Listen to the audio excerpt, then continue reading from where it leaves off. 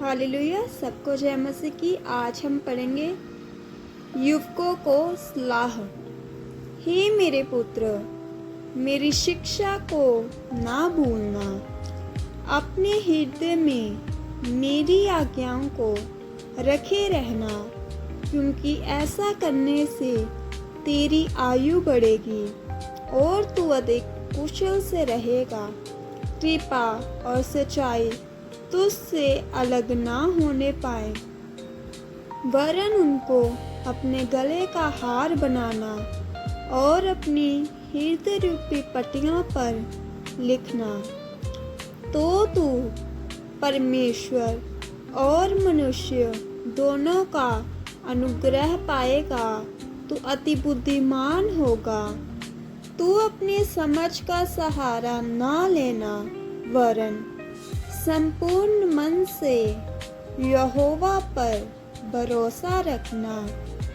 उसी को स्मरण करके सब काम करना, तब वे तेरे लिए सीधा मार्ग निकालेगा। अपनी दृष्टि में बुद्धिमान ना होना, यहोवा का भय मानना और बुराई से अलग रहना। ऐसा करने से तेरा शरीर भला चंगा और तेरी हड्डियां पुष्ट हो रहेंगी। अपनी संपत्ति के द्वारा और अपनी भूमि की सारी पहली उपज दे देकर यहोवा की प्रतिष्ठा करना। इस प्रकार तेरे खत्ते भरे पूरे रहेंगे और तेरे रसकुंडों से नया दाख मधु उमड़ता रहेगा। हे मेरे पुत्र, यहोवा की शिक्षा से मुँह न मोड़ना, और जब वे तुझे डांटे तब तू बुरा ना मानना, क्योंकि यहोवा जिससे प्रेम रखता है उसको डांटता है, जैसे कि बाप उस बेटे को जिसे वे अधिक चाहता है। क्या ही धन्य है वे मनुष्य जो बुद्धि पाए, और वे मनुष्य जो समझ प्राप्त करे, क्योंकि बुद्धि की प्राप्ति चांदी की प्राप्ति से बड़ी और उसका लाभ चोखे सोने के लाभ से भी उत्तम है। वे मूंगे से अधिक अनमोल है, और जितनी वस्तुओं की तू लालसा करता है, उनमें से कोई भी उसके तुल्य ना ठहरेगी। उसके दाहिने हाथ में दीर्घायु और उसके बाएं हाथ में धन और महिमा है। उसके मार्ग आनंददायक है और उसके सब मार्ग कुशल के हैं। जो बुद्धि को ग्रहण कर लेते हैं, उनके लिए वे जीवन का वृक्ष बनती है, और जो उसको पकड़े रहते हैं वे धन्य हैं। यहोवा ने पृथ्वी की नींव बुद्धि ही से डाली, और स्वर्ग को समझ ही के द्वारा स्थिर किया।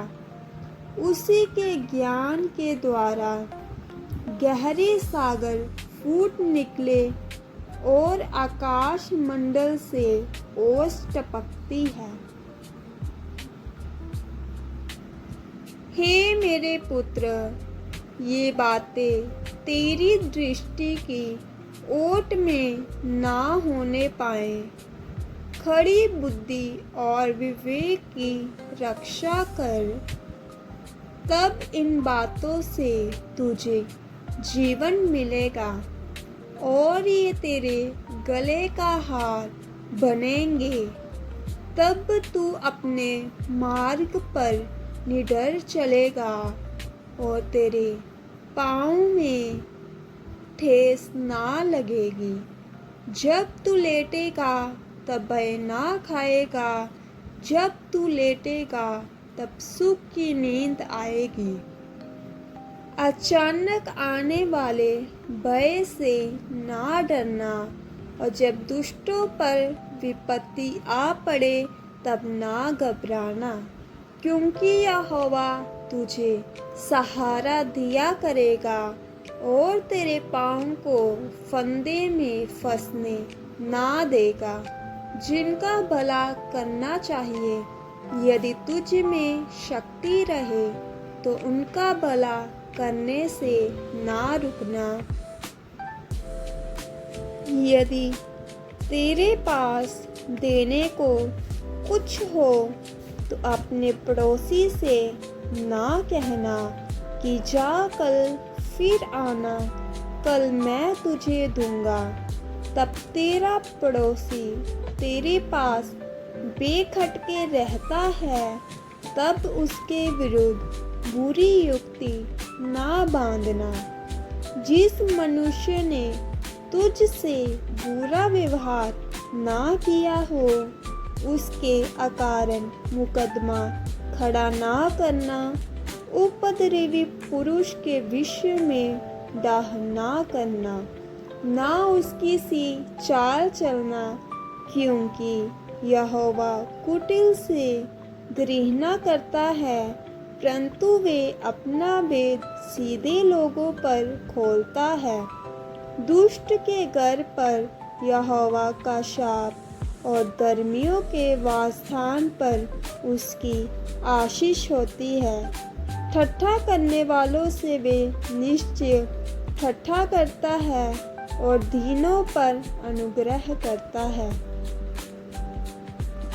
बुद्धिमान महिमा को पाएंगे, और मूर्खों की बढ़ती अपमान ही की होगी।